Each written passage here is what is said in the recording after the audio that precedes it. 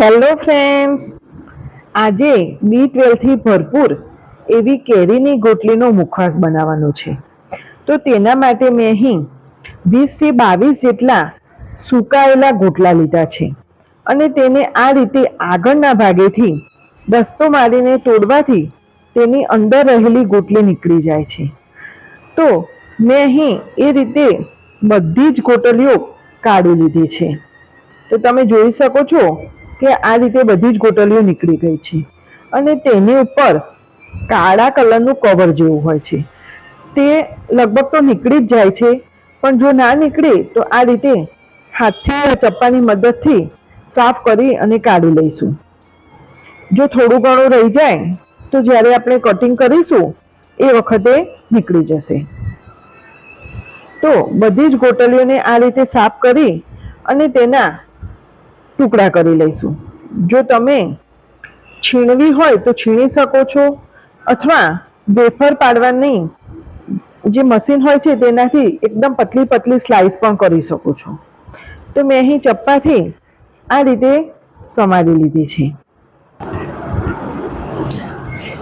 ગોટલીને સાફ કરતા જઈશું અને સમારતા જઈશું।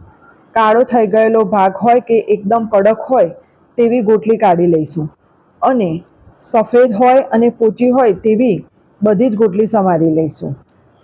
આ ગોટલીનો મુખવાસ ખાવાથી અત્યારે B12ની ઉણપ લગભગ દરેકનામાં હોય છે। તો જમ્યા પછી 1 ચમચી જેટલો મુખવાસ ખાવાથી B12ની ઉણપ રહેતી નથી।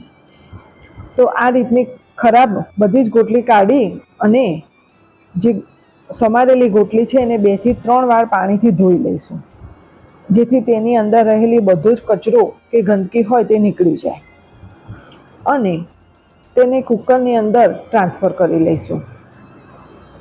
1 ગ્લાસ જેટલું પાણી નાખીશું અને 1 ચમચી જેટલું મીઠું અને અડધાથી પણ ઓછી ચમચી જેટલી હળદર નાખી મીડિયમ ફ્લેમ ઉપર 2 વિસલ વગાડી લઈશું અને પછી તેને એક સ્ટ્રેનરની મદદથી તેની અંદર રહેલું પાણી કાઢી લઈશું।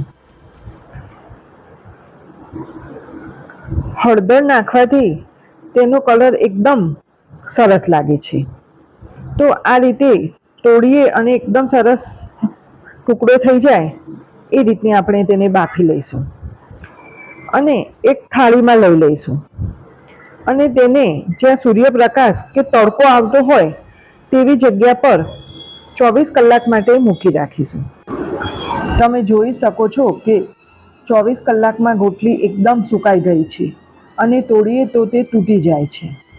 તો હવે તેને એક પેનમાં 1 ચમચી જેટલું ઘી લઈ તેને મીડિયમ ફ્લેમ ઉપર સતત હલાવતા રહી અને ઘીની અંદર ફ્રાય કરી લઈશું। આ રીતે કરવાથી ગોટલી એકદમ ટેસ્ટી લાગે છે।